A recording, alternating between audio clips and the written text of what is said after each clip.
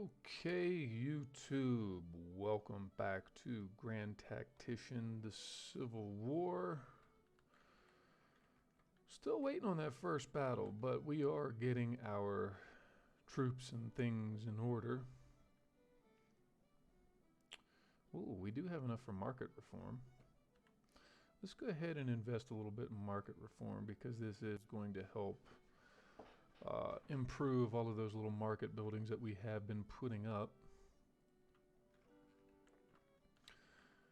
Okay, so some of our armies are starting to, at least a little bit more so, look like armies. What do we have him with? Springfield musket, mixed muskets. Okay, so get our boys together, get them on the same page. What's he got here? He's got the Department of the West marching down with 16,000 friggin' men. Oh my goodness. At least that's what that looks like. So, let's go ahead and hit play. And let's see here. I think I'm going to go ahead and add another group of troops. Personally, I hate it when it does that.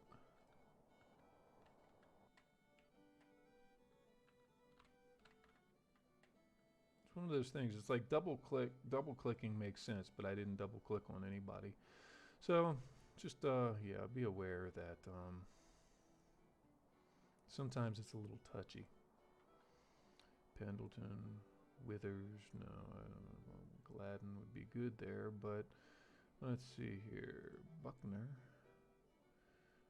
Buckner's out of Kentucky.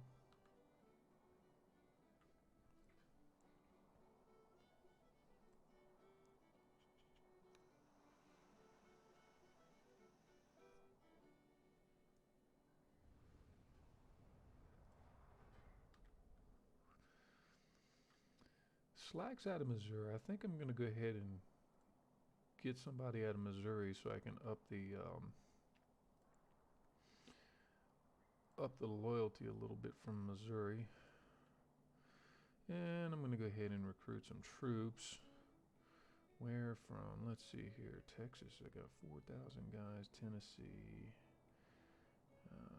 3,000 guys. North Carolina. Georgia would take forever to get over here. So would North Carolina. Tennessee might not take too long, but I think I'm going to save them for the Army of Tennessee. So let's go ahead and recruit some troops out of Texas.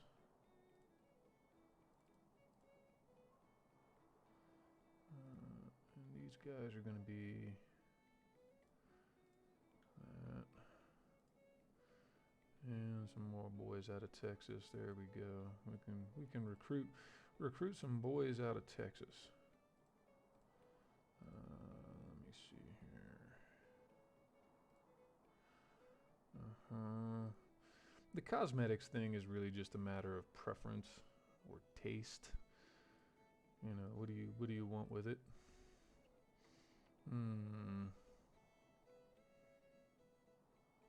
I think I'm going to go ahead and put 24-pound howitzers on those guys. And then I'll recruit Missouri. Actually, I could have pulled some boys from Missouri.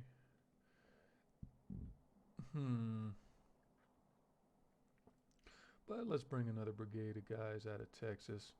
And we'll make this an artillery corps.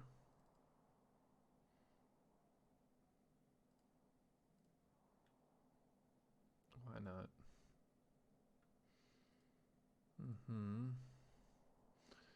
Now, as far as field commanders,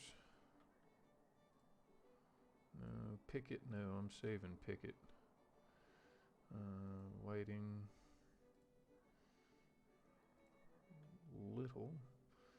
Little's out of Missouri. He has no fame, but we'll go ahead and put Little on there.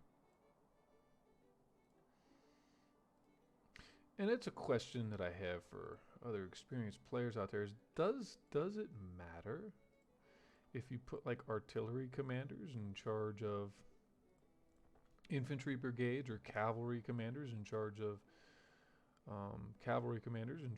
your artillery? I don't know.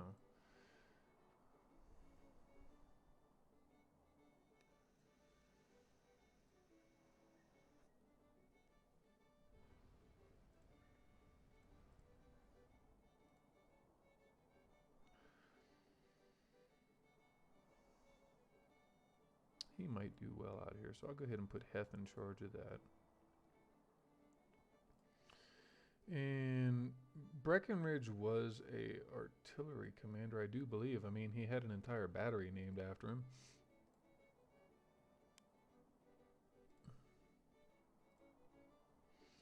Trabue, I think he's out of Kentucky. Okay, we'll put him in charge over here. 36 days, 26 days, 24 days, 44 days. Good Lord, where are they coming from? Missouri. Well, it is kind of a trip. So we'll go ahead and get about a 12,000 strong force ready to go there, hopefully sooner rather than later.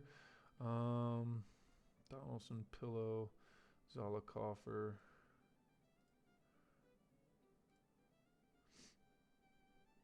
And let's go ahead and get another group.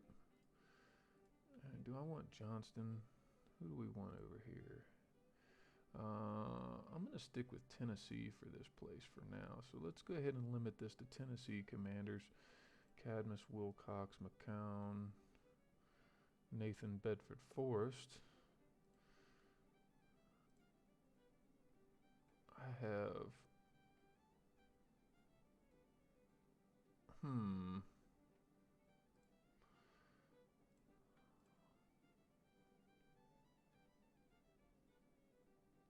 He's pretty famous. He's got okay leadership. Let's go ahead and assign this guy from Dibro. He's getting a rapid promotion, right? Now let me see here. Tennessee, where'd you go? All right, make a brigade of troops from Tennessee.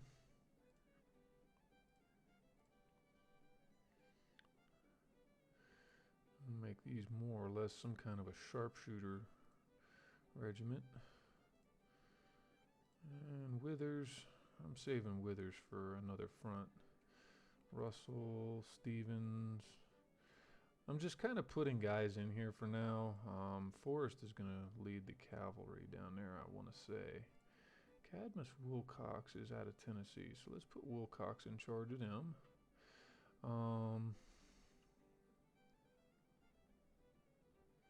And we are fast running out of men. Mississippi. Let's pull some guys from Mississippi.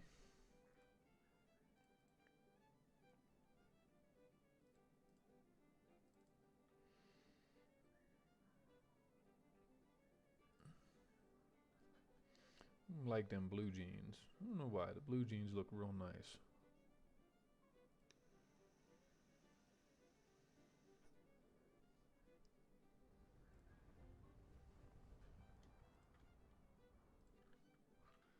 Van Dorn, Charles Clark. He's politically assigned out of Mississippi. So let's put Clark in charge of these guys.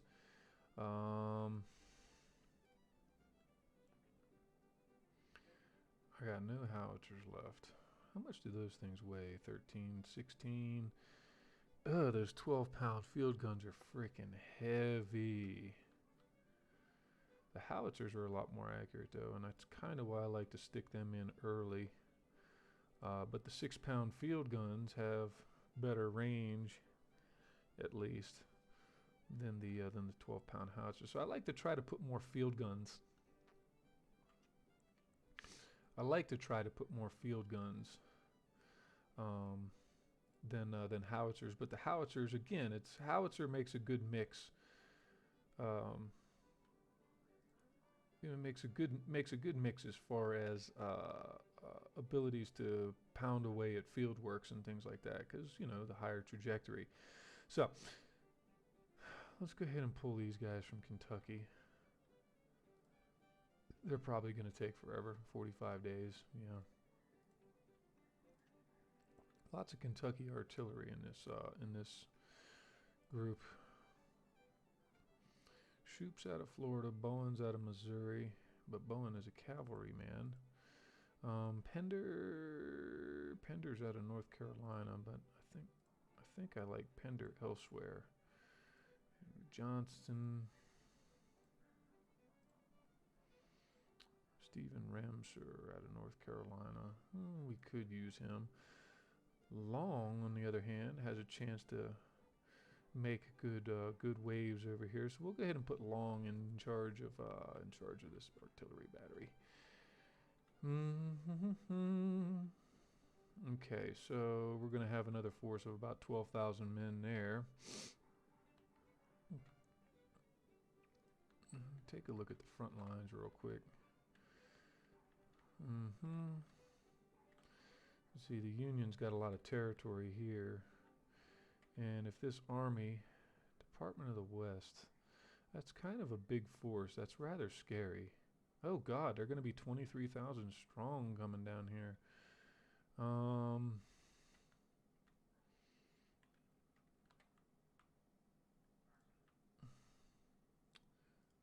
Turn off that front lines thing. Okay, let's get these guys here. And where's that little... there he is. New Orleans Squadron. Are they ready to go? They are ready to go. Alright, I'll move these guys. I'm going to move these guys up here. And fleet orders, we're going to go ahead and blockade. Confederacy issues bonds, of course. Waco Farms is done building. Why did we get the same message twice? Oh, well, it's Waco Farms 1 and 2.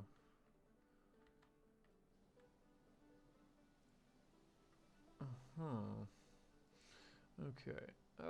Check the finances. We've got military on max, industry on max. Agriculture's at 1 million, economy is maxed out, policy's maxed out, and diplomacy's at about 1 million.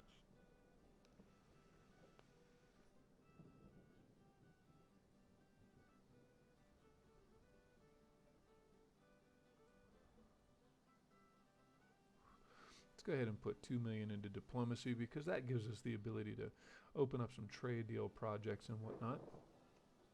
Now, military spending, 1.3 million.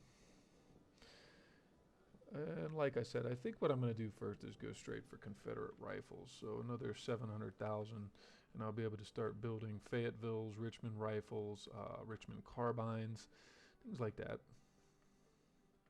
And before we get too caught up with what's going on over there, he's got 18,000 there. He's got 17,000 there. Hampton's division, nowhere near strong enough to deal with any of those guys.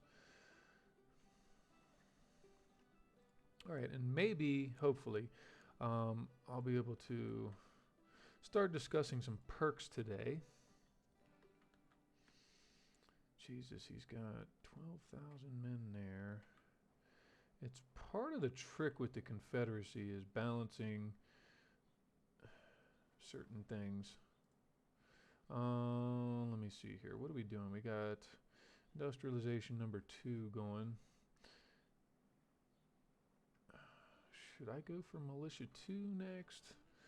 Or should I go for more government funding? Government funding might be nice, but I think I would get done industrialization 2 and then go down to Militia Act number 2. Because industrialization's pretty dang important. And the big thing is going to be railroads for industry.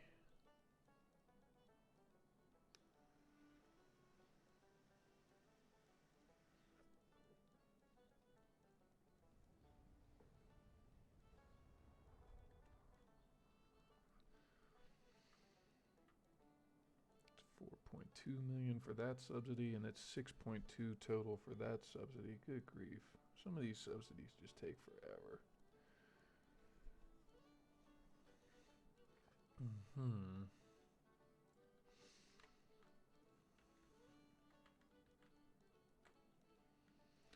Alright, are these guys ready to go? Yes. Okay. Let's go ahead and set him to raid. And we're gonna go mess with his infrastructure over here in Pittsburgh. By Pittsburgh rather. Yes. Let's go ahead and run through here. Take off the actually, yes, let's do that. Alright boys, go do your thing.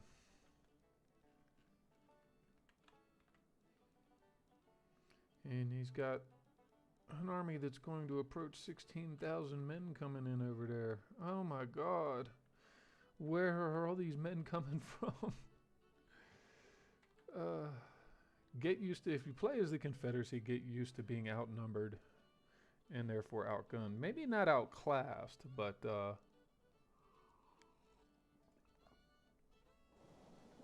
okay, we got Johnston posting up on the river here. He might come down in here and start taking this stuff out. But for now, these guys can hold this line, the Western Army. Army of the Tennessee, another 12,000 man force. And we might actually be able to make a thrust up there. Where did I build that hospital? There it is. Okay, and policies. How much did we get? 1.4 million. Could do cavalry carbines, but I find that as the Confederacy, it's much more conducive to increase your infantry's fighting capacity first. See, and these guys are going to run up through here and burn up his... Yeah, see, his building's at 0% now. Did we torch that bank? No, we did not torch the bank. Okay. Now what that's probably going to do is pull off some of his other guys. So what we're going to do now is run up into Cleveland. Uh-oh, no movement in hostile territory. Okay, come on back, fellas.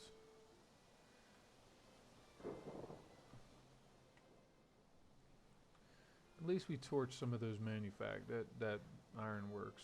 That's been torched.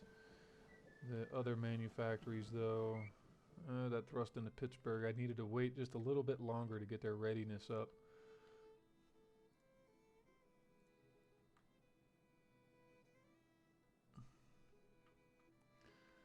Okay. What does that allow us to do? 17,000 and 18,000. That's 30-something thousand men. If I get to 20... Okay. So, what are we going to do with these two guys here? Do I want that cavalry? Do we want that cavalry there? Maybe.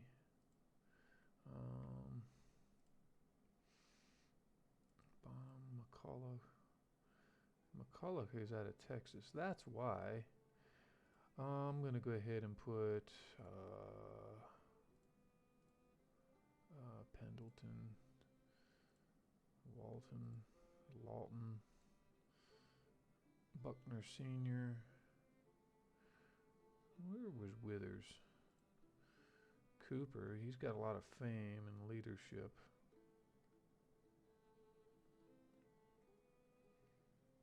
Cooper's out of Virginia. Parsons out of Missouri.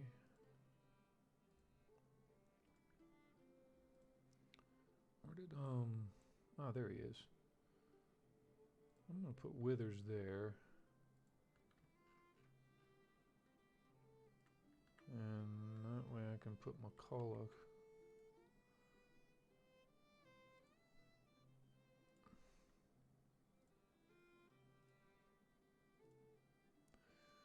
But the problem with that is that exactly. So let's put McCulloch back up there.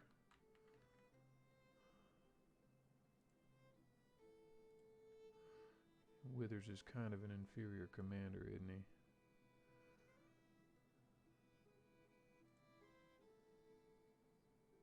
Oh, great. Where did he go? Yeah, McCulloch is out of Texas anyway. He's a politically assigned guy, so let's go ahead and keep him there. Maxie Gregg.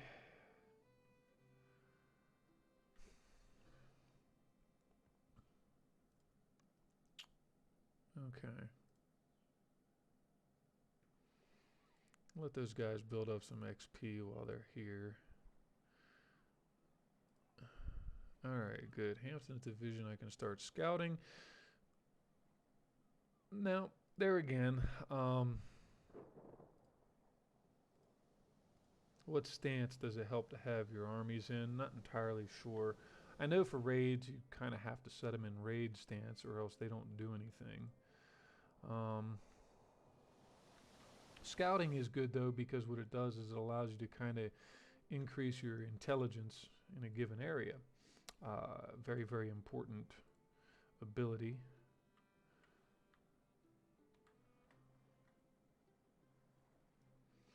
I'm going to move Hampton's division up a little bit. Yeah, let's go ahead and move them up.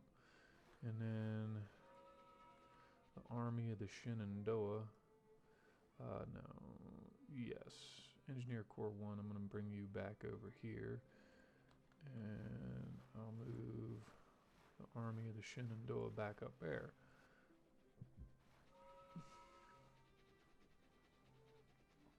That way I have a somewhat decent fighting force up there on that flank. Okay.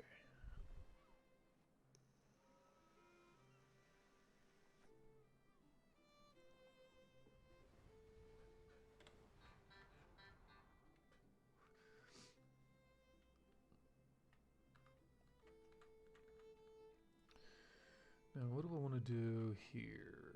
Department of the Ohio. Good lord, they're going up to 20,000 men. Okay. Alright, I think what I'm going to do is I'm going to go break his back. Can I do that? Nope, can't do it yet. Army of the Tennessee. Actually, I think what I want to do, I'd really like to do this. I'll bring the fleet, this Mississippi River Squadron, the New Orleans Squadron rather, on up there. Okay, so Union invasions. Yeah, it's got a, oh, there they are. And he's building a supply depot right there. Mm-hmm. Now, what did we have for weapon orders so far? I think the only thing I can build, really, are the howitzers. And I ordered 32 of them for the time being. Not produced, nothing else is produced. Yeah, some of them are just obsolete. And so yeah, there's only two weapons that you can start off building. It's your 12 and 24 pound howitzers. Okay, Army of the Shenandoah can go ahead and set the scouts. That way we're improving our intel of a given area. God, 30, that's going to be 35,000 men. And the best I've got right here now is, well, it's not 12, 17 days and 8 days. Ewell's got Mississippi rifle, so does B Junior. Okay.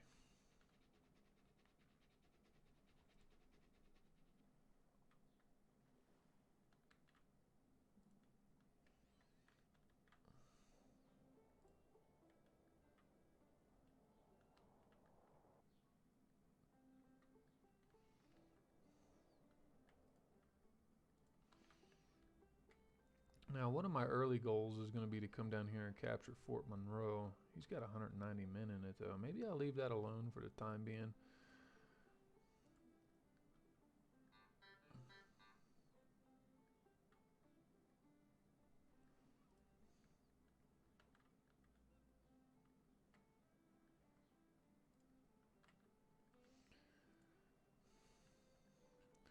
So we've got crossing points defended for now.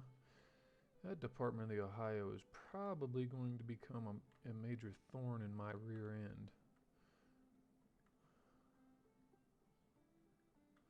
26,000 men. What am I supposed to do with that? Ew.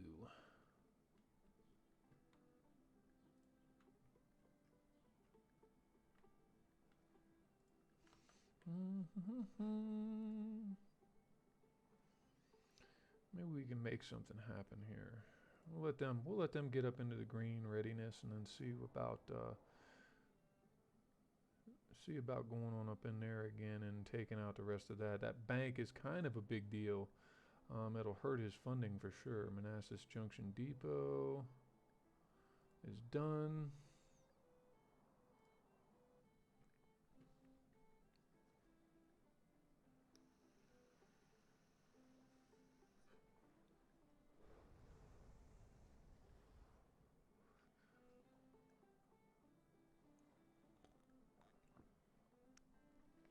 Now I wonder if I can't prompt him out of Washington.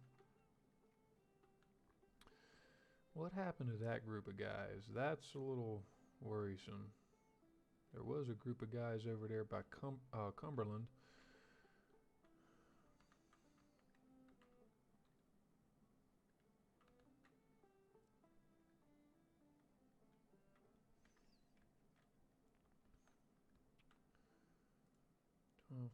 Men.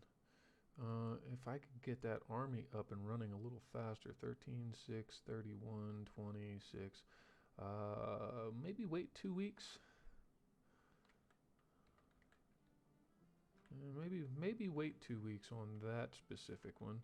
What I'm going to go ahead and do, though, because I don't think I have it up here yet, I'm going to go ahead and build a news agency, because that's going to improve the intelligence gathering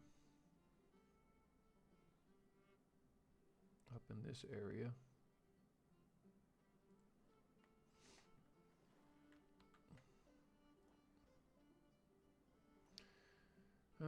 Do we have enough money yet? 200,000 more. We've improved our markets.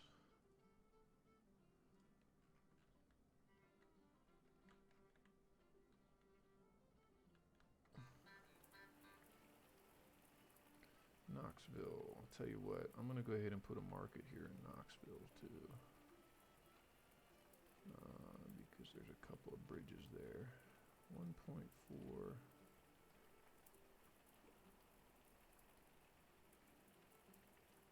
Okay.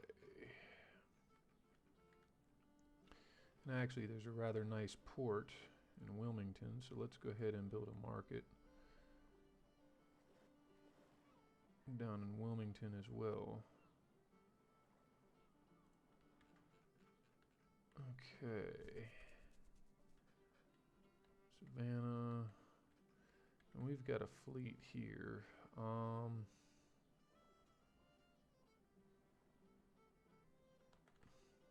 Let's pull this fleet back to Rocket's Landing. Glorious victory at Louisville Ferry. Ah. Okay. Disaster at Hampton Roads. Great. Oh no. Oh no. That's not good. That's not good at all. Whoops. We'll go ahead and beef up this fleet with whatever whatever we have available. Oops, I kind of made a little bit of a mistake.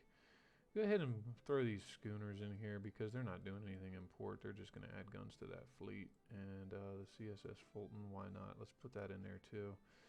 Okay. And I am going to order a couple of ships, actually, a few ships to be specific. I'll go ahead and build a frigate, even though I'm not really much on sloop of war. It's going to cost 205, 291. And then I could build a couple of these little brigs. They got 12 guns on them. Sloop of war. That's a medium. That's a small ship. The bark is a medium ship, but they have no armor.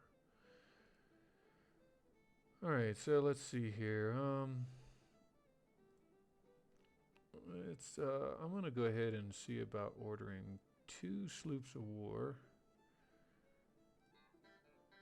And I'll go ahead and put an order in for a frigate as well. Just one. Okay. And how many? 143 days and 179 days. So, yeah, whoop-de-doo.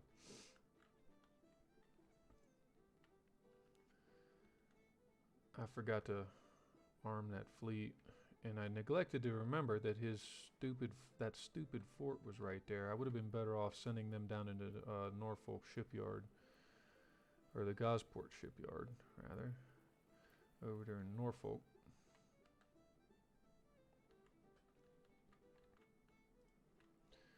Okay. And let me check something real quick. Okay, we're about halfway through today's transmission. Forest. Okay, that's another forest though. So we've got 2 guns. Ships 11 out of 18. Basic limitations per rank. Okay. Let me see here. Ah, there we go. Now they're ready to rock and roll. So let's try this again, shall we? I'm going to go ahead and take out his manufacturing. Yeah, go ahead and send them up there. And I don't want you on scout. I want you guys on raid. I'm going up there, and we're gonna go ahead and raid Pittsburgh again. Shut down those factories, at least for a little while. New Orleans Squadron is there. Ohio's there. And there's that Army of the Potomac.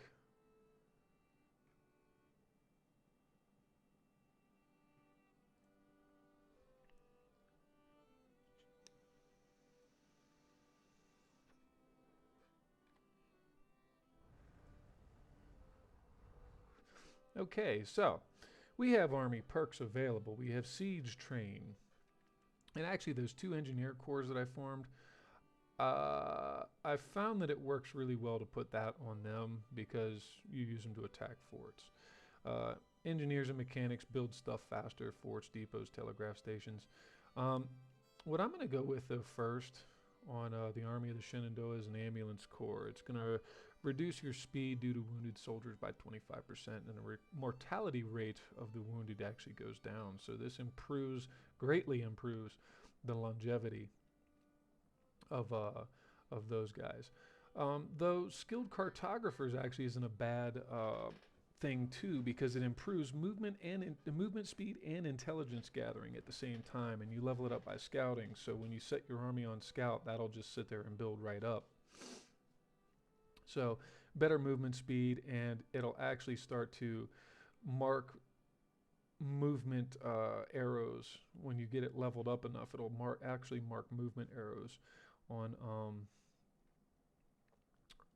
enemy armies, so where they've been, and maybe give you an idea of where they might be headed. But first things first, I would like to go with the ambulance corps because it's going to reduce mortality due to casualties. So it's a good one. It's a good early one to jump on. He can't do anything yet. I wonder why. Hampton's division under Magruder. Let's see here.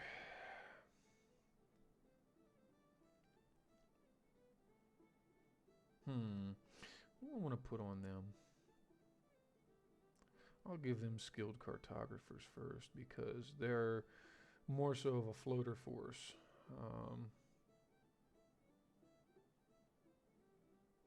Though the flying column also is really nice. It improves movement speed and it gives maximum supplies of 50%. So that could be good, but I'm going to go with the cartographers here because I want my intelligence gathering to start going up with those guys especially. This engineer corps, there again, there is that.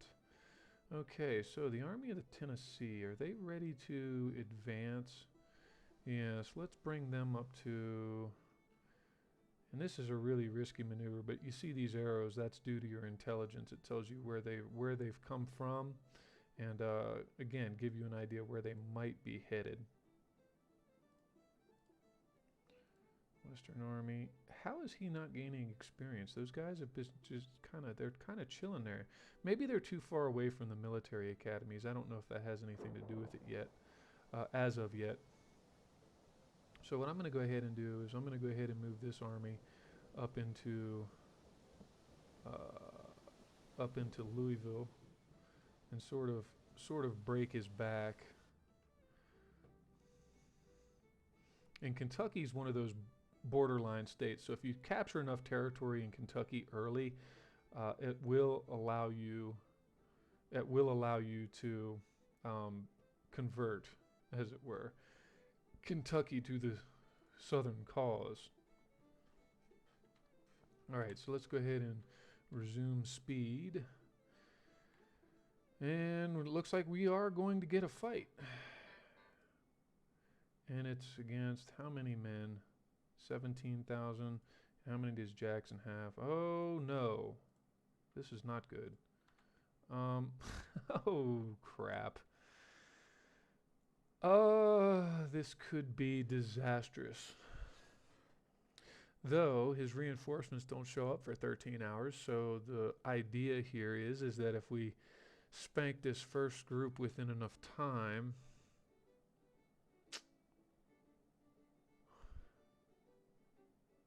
what a hell of a way to go for the first battle. Do we do a strategic withdrawal and give them this?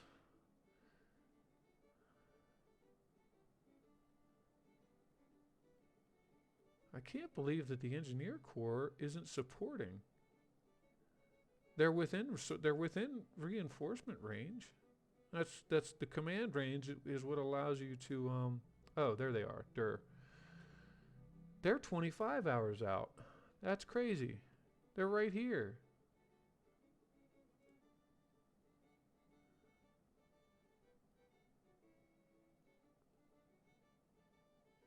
Man, our boys are up there whacking away at Pittsburgh. I didn't get up there. I should have waited a little bit on that move. Wait until they were ready and then send them up there.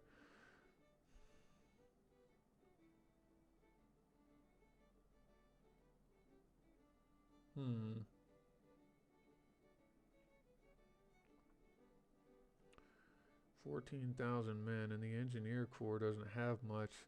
What to do? What to do? Let's fight it. We'll see what happens. They might wind up withdrawing, but at least we can make it really costly for them. Maybe.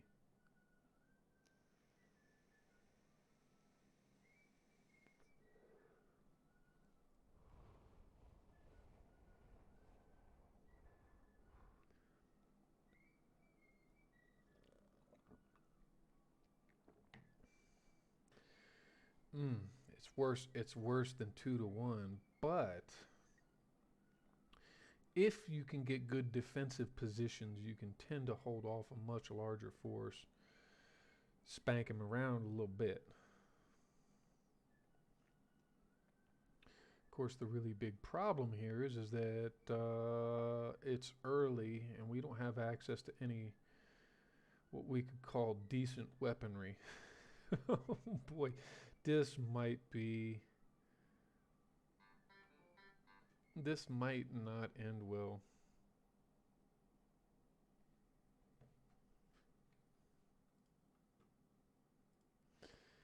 This might not end well at all. Okay, so we've got Kernstown that we're supposed to hold.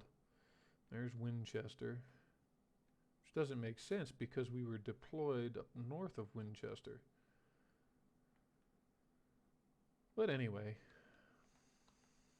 he's coming across over here. And that's also where his reinforcements are going to come from. So, in this situation, perhaps the best thing to do, the only thing to do, is to deploy south. And you can use this to look at numbers and stuff. So they've got better provisions, not surprising actually. That's the consolidated overall report. Fighting spirits 97 versus 100. Our training is better though. His intelligence gathering is slightly better. Strength report. This is going to be based off of initial numbers. And you can show the attached units actually. And this is also going to be based off of your intelligence gathering ability. So in this situation, perhaps the only thing to do is going to be to deploy in the creek. All right. In the creek, boys. All right, so what do we got? We got Bonham with Mississippi and Ruggles with Infields, Springfield Rifles, and then, oh God, one of these groups has mixed muskets. Ew, what was I thinking? I left them alone. I didn't give them good muskets. So,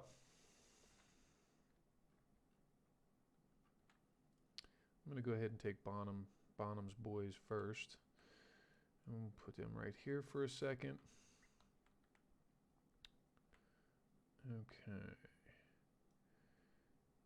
I'm going to deploy the artillery back here so that they have kind of a... Oh, that's actually nice. These unfinished railroads, you can actually position your guys behind. Oh, no, wait, that's not that kind of an unfinished railroad. So where's he coming from again? He might come directly at. So actually, that's not what I'm going to want to do then. What I'm going to want to do, though, let's see here. Jones has 1,500 and Ruggles has 1,800 men. McClaws and McCulloch. I have two McCullochs. That's going to be a little confusing, isn't it? They're both out of Texas, so I guess one of them's the dad. No, maybe they're brothers. 44 and 49. They could be, yeah, probably brothers. Anyway, my history's not up to scratch on specific generals. All right, I'm going to take Maxie Gregg and put Maxie Gregg's boys up on the point because they just have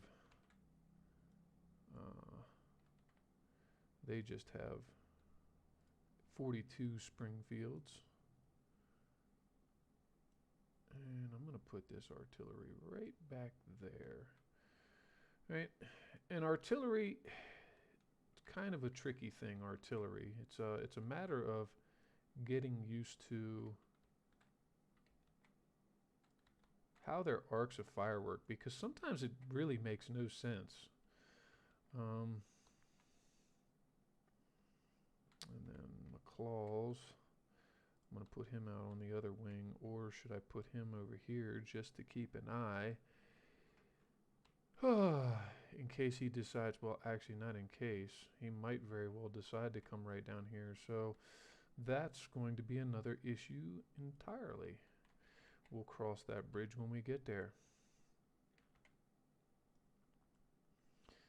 Put my claws right down in there, even though they're sort of covering. That's a really bad approach. If he comes down in here, he could get in them woods and have cover as well. So, put our commanders, kinda, sorta, behind their men. Jackson, I'm going to have you post up right there in that house. And then Maxie Gregg, put you up behind your two men. That way the officers can give support to their troops, give support and encouragement if they need it.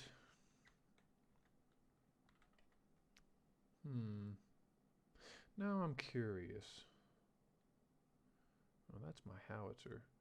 I'm curious if it wouldn't behoove me to build some short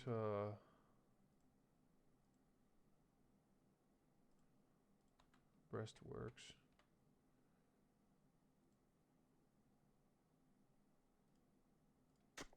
Build some short breastworks and tuck our artillery into that. That might be actually a way to go.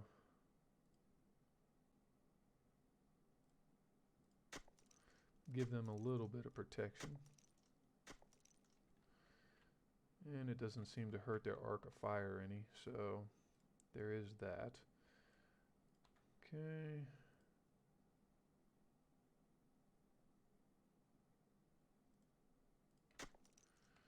Dig these in.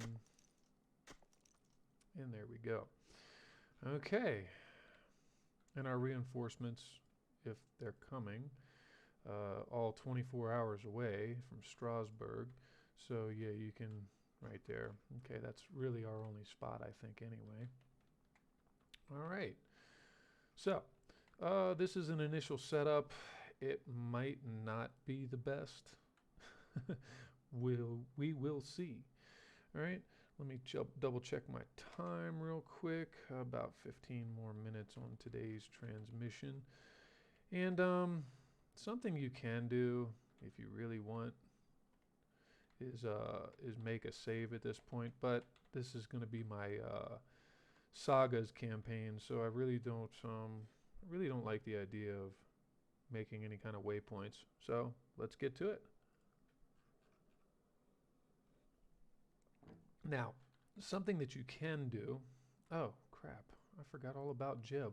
How could I forget about Jeb? Something you can do, though, is you can go down to their spawn point. This is where they're coming in.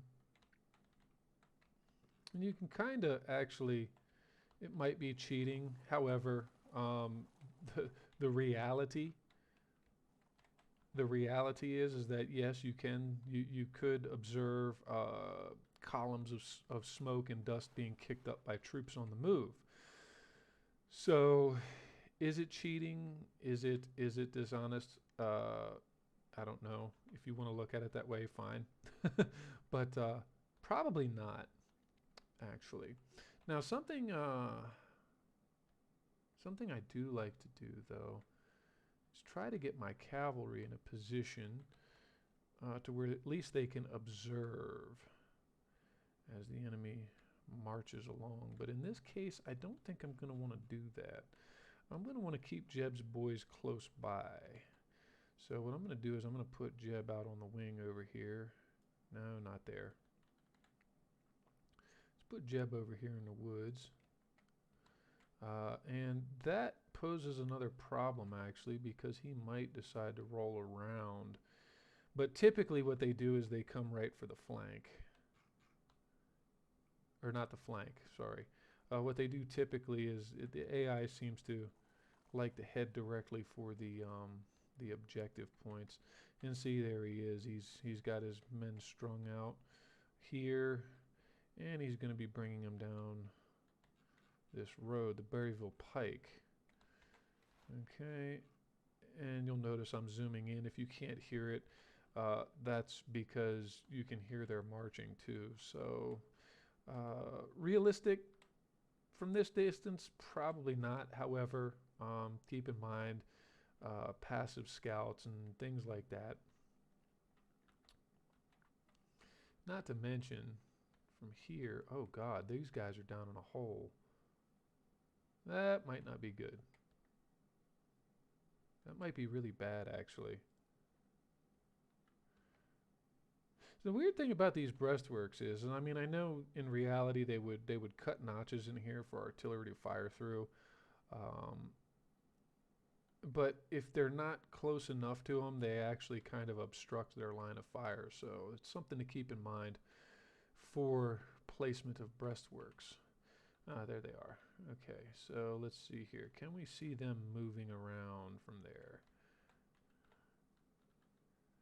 Well, if your officer's got field glasses, yeah, he'd be able to see the dust being kicked up in the distance by moving enemy troops.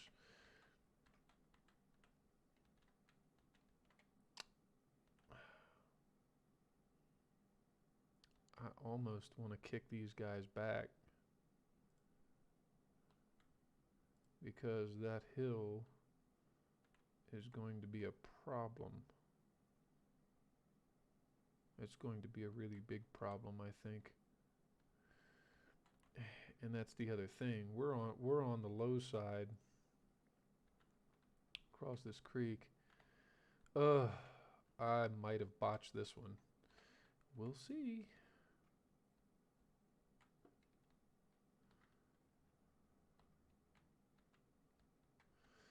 And the other issue is that most of my men are armed with 42 Springfields. I mean, I've got a couple of Mississippis. Or no, I've got one group of Mississippis. I got Enfield muskets, which are good. And it looks like he's coming straight down the pike. What's he gonna do though? Yeah, you know what? This is not gonna end well. Let's pull him back. Let's establish some breastworks here.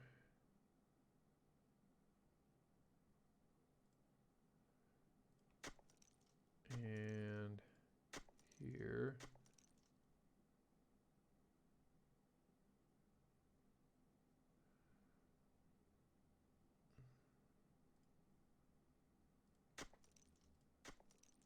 And hopefully it doesn't interfere too much with my artillery's arc of fire. Not that it's anything spectacular there. And these Napoleons, the only good thing about the Napoleon, they're heavy. The Napoleons weigh a lot. They have a good rate of fire and mediocre accuracy, which is really honestly superior to, much superior. I mean, the rate of fire, not really, but the accuracy is, in the range. Actually, I think, actually, no, the 12-pound Napoleons don't have that much better a range over the 6-pounders. So, you know, the 6-pounders work. It's a good early gun. And march these guys double quick. Get them back here.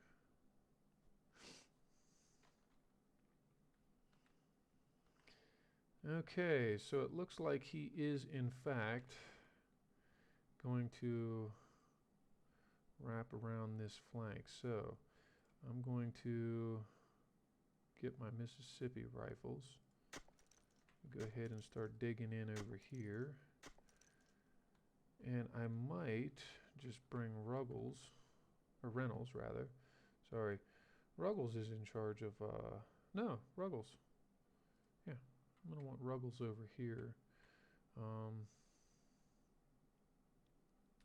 Ready to jump in at a moment's notice.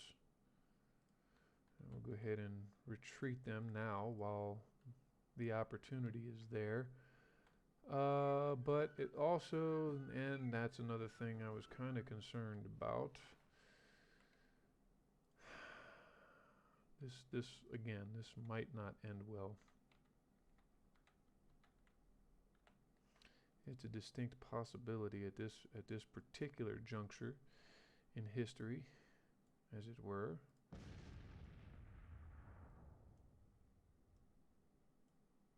All right, and what am I doing here? I'm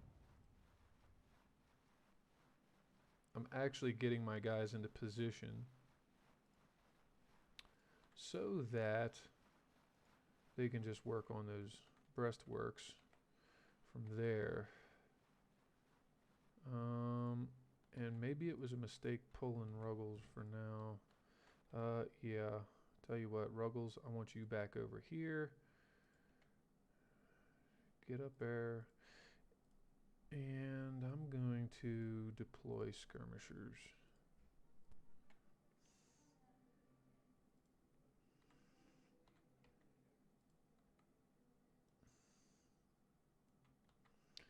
Get them out on the wing. And get them out on that wing. Alright. And your skirmishers are nice. They're an early unit that can actually run around a little bit. This is going to be rough. It's going to be very rough.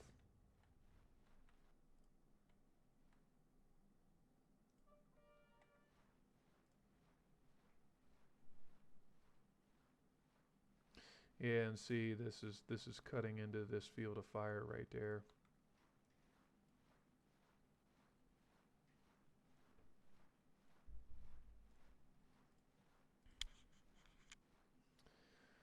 Okay. Well, we're doing what we can with what we got. We're already outnumbered.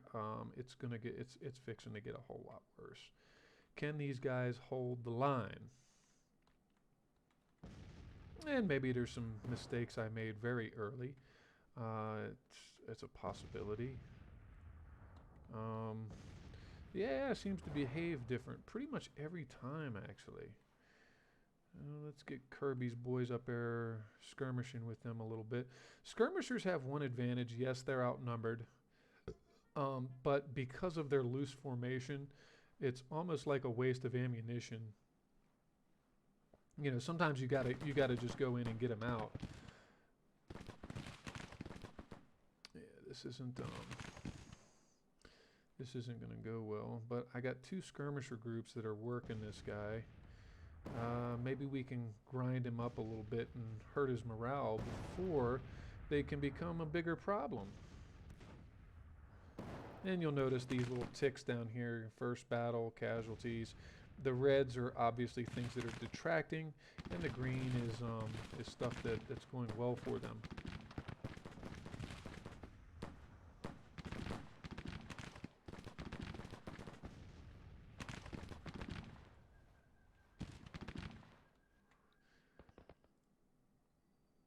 Why aren't you guys working on that? Please work on that. It's because I took them off to reposition them.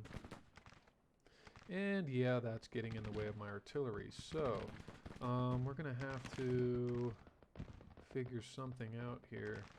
I bet if I move my artillery back to this road. No.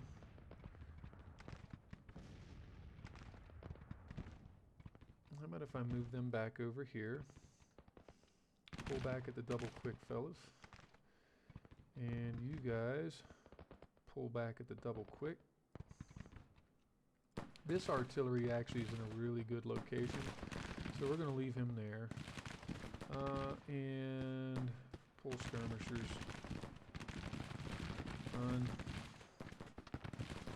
If your skirmishers rout, they run right back. Now sometimes you really need to pay attention sometimes, because sometimes retreating skirmishers will pull their line back to where they were. And it's like, well, I didn't order you guys to go there. What are you doing? Get some more skirmishers out. And the Mississippi rifles are going to work. Good. I really am a big fan of the Mississippi rifles because, well, they're accurate. They have longer range and they're more accurate than a lot of the early weaponry. Nope. Cancel that. Belay that order. Now, try to get these skirmishers out over here. And yeah, that's what was kind of worrying me a little bit, was, is he simply going to approach this part of my line?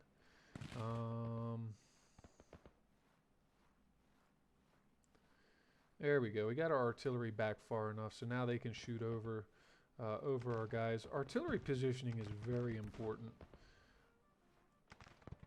Very important.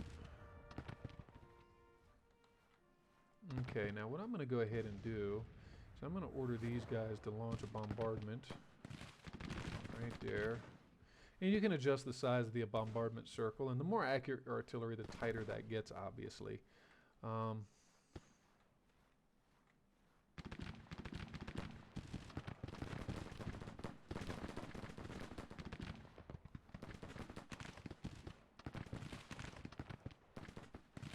And his cavalry has dismounted, which makes them a little bit more difficult of a target.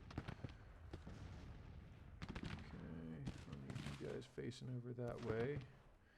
And I need you guys actually facing that way. Okay. Let's go ahead and keep working on those breastworks, boys. Keep on digging in, boys. Keep on digging in, boys. These guys aren't going to do much good over there right now, actually.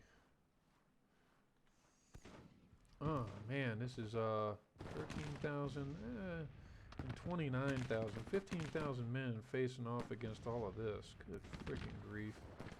Like I said, it's not looking too good, is it?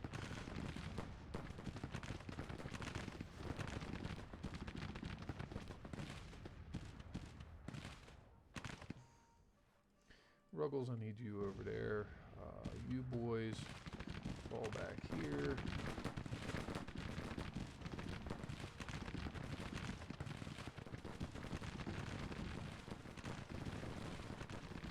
And they broke that skirmisher group. Oh, man, this is going to get real hairy real quick. The good news is that I've got my Mississippi rifles firing on an unprotected flank. Okay. This artillery. Yes. I need you guys setting up a heavy bombardment. And you can't target units specifically. For bombardments, you actually have to.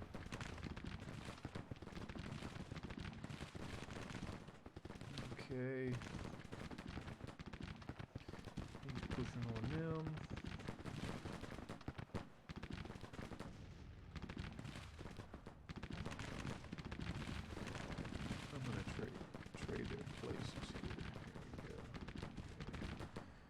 Guys get back in over there. Oh, this is not good. Not good, not good, not good. Get those infields right there. That's good.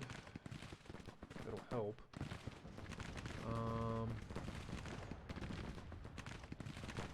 Alright. It's time to bring these guys up.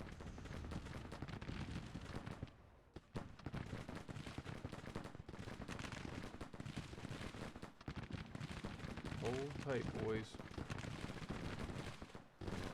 Yeah, that's what I was really worried about. This is him realizing that I got nothing on my flank. Okay, need to set you back to fire at will. Pivot on him.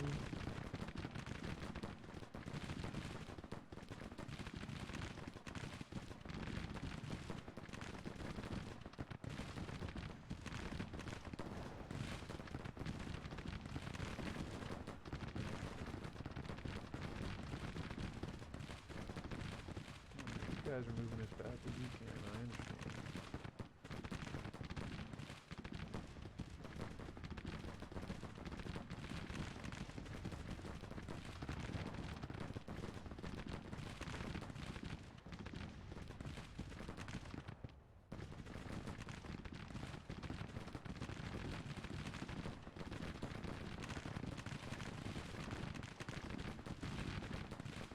Yeah, this was a poorly executed, this was really poorly executed.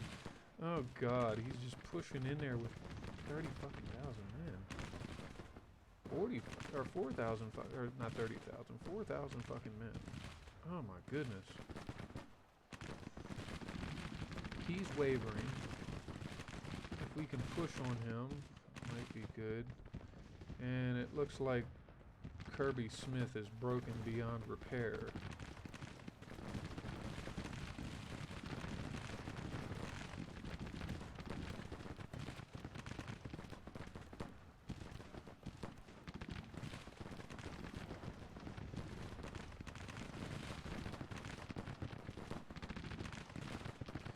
If we could get some canister fire on those guys, that might be real nice. And he's pulling him back. I would too.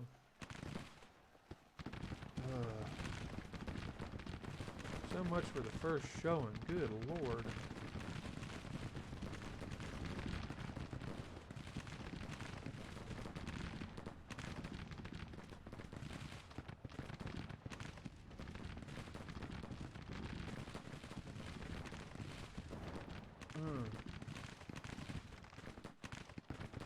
I have my own time. Looks like I'm a little over, so tune in next time to see the exciting conclusion of what happens at this first battle. Till next time, take care. Please be sure to like and subscribe.